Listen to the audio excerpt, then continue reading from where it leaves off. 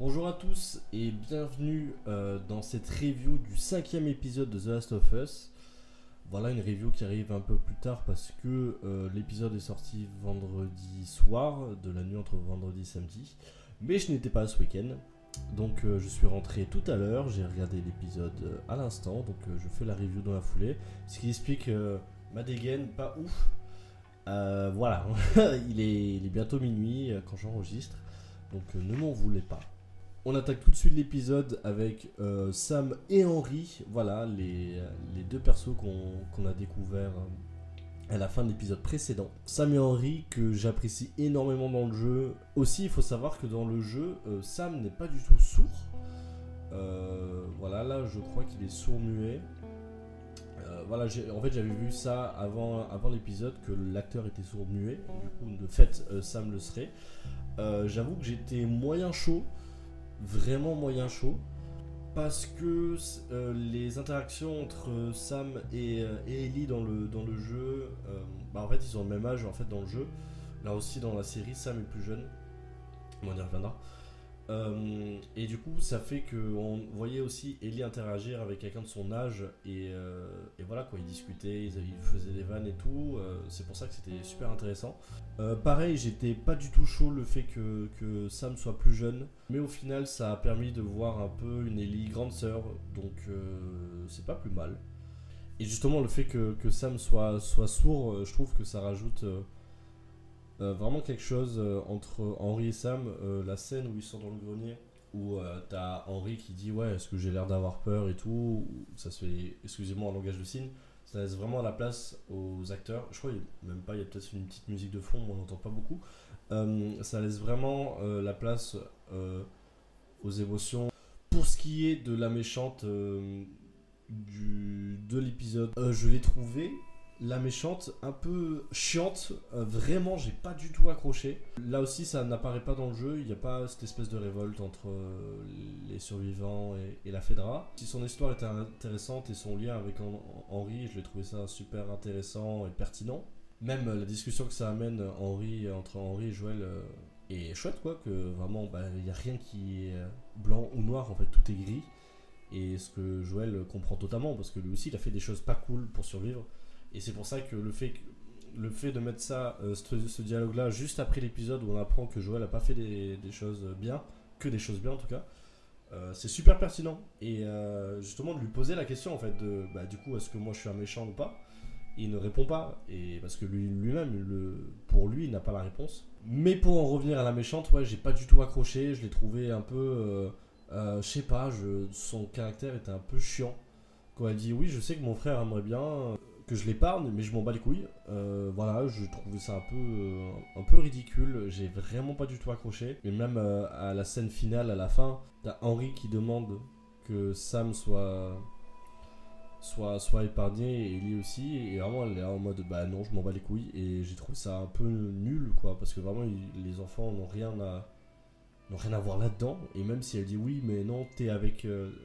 Ellie est avec le mec qui a tué un tel. Et ton frère est avec toi. Et toi t'as tué mon frère. Donc je trouve ça débile en fait. Vraiment j'ai pas du tout accroché à la méchante, vraiment pas. Mais par contre elle a un dialogue super intéressant où elle parle que c'était peut-être le destin de son frère de mourir. Le frère de Henry, pardon. Que c'était peut-être le destin de Sam de mourir. J'ai trouvé ça, ce dialogue là, on dirait pas comme ça, mais plus tard il aura de l'importance, je pense. Enfin il fera écho à autre chose que vous verrez. Donc quant à le contexte et tout, ce dialogue là était super cool, mais franchement, mis à part ça, la méchante est un peu osef tiers quoi, et assez insupportable. Voilà, je l'ai pas trouvé vraiment pas ouf quoi. Et pour en revenir à cette notion de tout est gris, enfin il n'y a rien qui est manichéen quoi, c'est bien de voir Joël se remettre en question sur ses actes. Quand il fait le tour pour aller au niveau du sniper, il n'a pas envie de le buter direct quoi. Vraiment il lui dit laisse une heure et voilà quoi, ne fais pas ça. Et c'est bien de voir un Joël revenir un peu à peu à l'humanité, parce qu'on parle quand même d'un gars qui le jour de l'effondrement il y avait une famille qui demandait à être pris en voiture, il a dit non. On parle de ce gars là quand même, donc il part un peu de loin, donc c'est cool de voir qu'il lui aussi il se remet en question. bah, forcément par sa relation avec Ellie, quoi, ça le renvoie un peu plus vers l'humanité, enfin il revient un peu plus vers l'humanité. La série d'ailleurs n'arrête pas avec les références, avec les jeux. Les comics Starlight, c'est des collectibles que tu peux récupérer dans le jeu.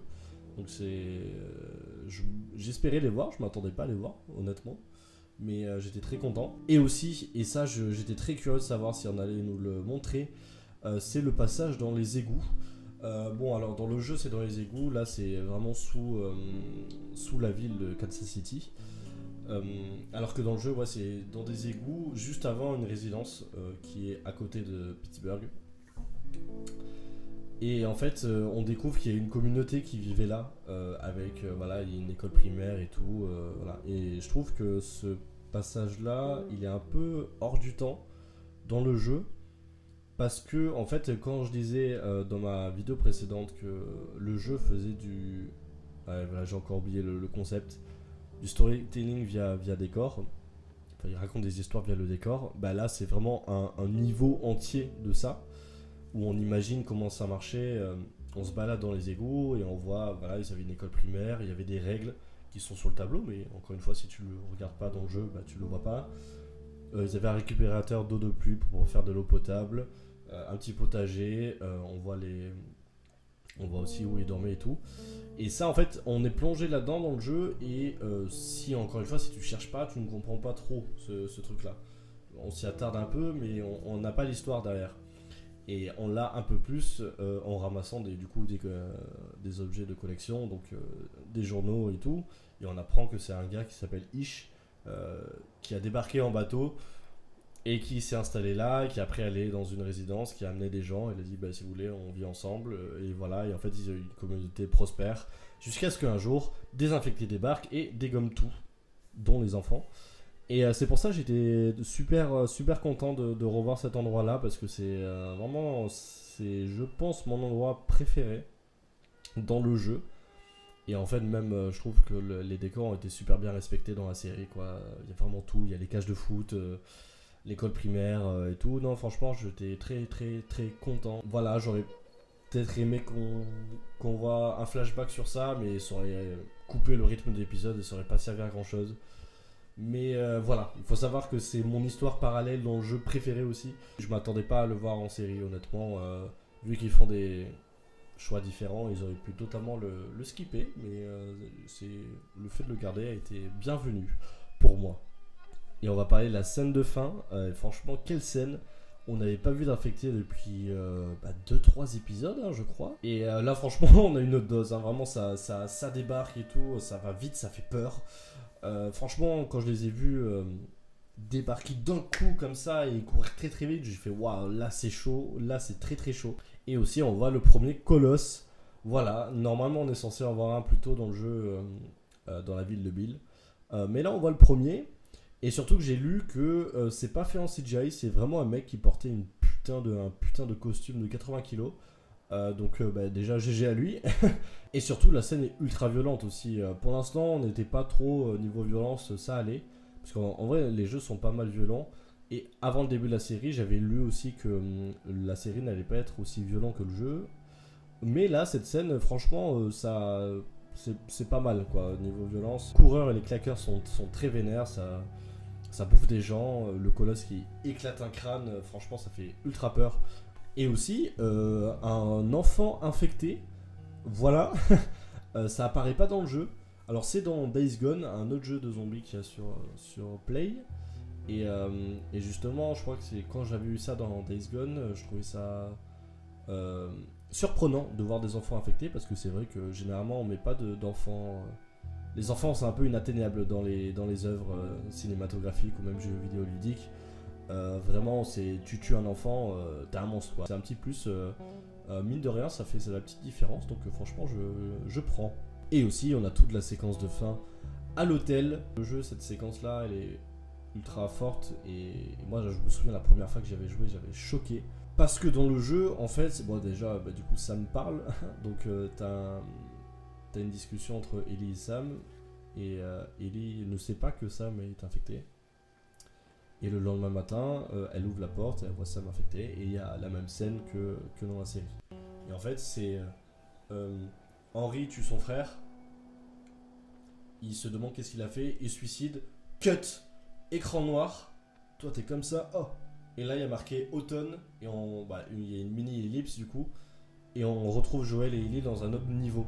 Et je me souviens, ça m'avait choqué quand j'avais joué à ça. Parce que c'était vraiment... Oh, ça te laisse comme ça. Et vraiment, du coup, tu sais pas ce qui s'est passé. T'en sais un peu plus dans le jeu. Parce qu'il y a des dialogues entre les deux personnages, t'en sais un peu plus. Et donc j'étais curieux de le voir comment ils allaient l'adapter dans la série. D'autant plus que là, Sam est sourd, donc j'étais d'autant plus curieux. Le fait que Ellie et Sam aient cette discussion bien écrite, j'ai trouvé ça assez pertinent. Parce que vraiment la scène est un peu longue, ils se répondent et tout. Et aussi Sam montre sa blessure, donc voilà, dans le jeu il ne la montre pas comme j'ai dit tout à l'heure. Bon, ça j'étais pas très chaud, j'avoue. Surtout ça rajoute un truc, c'est que Ellie fait un truc trop mignon, c'est qu'elle dit bah ouais mais moi mon sang est guéri, on va essayer quoi. Au début je comprenais pas pourquoi elle fait ça, mais c'est logique quand t'es au courant que quelqu'un s'est fait mordre et que toi tu ne peux pas te faire infecter, tu vas forcément tenter le tout pour le zoo quoi. Donc franchement j'ai trouvé ça super beau et assez naïf. Et je trouve ça remet aussi un peu les pendules à l'heure que Ellie elle a 14 ans dans la série, ouais c'est ça 14 ans.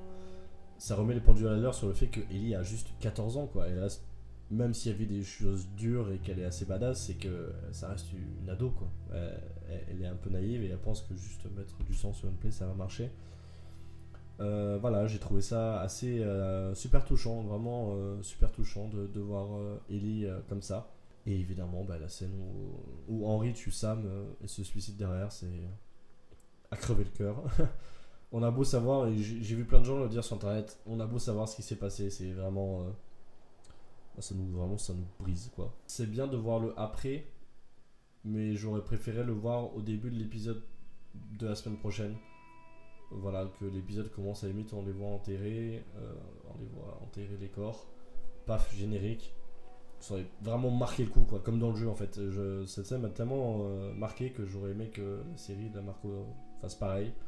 Voilà, on arrive déjà à la fin de cette vidéo et déjà mine de rien à la moitié de la série, un peu plus, parce qu'on est au épisode prochain, c'est le 6ème et il n'y a que 9 épisodes.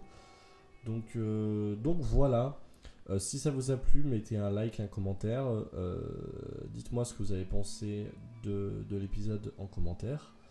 Et moi je vous dis à la semaine prochaine, on se dit au prochain épisode et je vous fais des bisous. Bisous!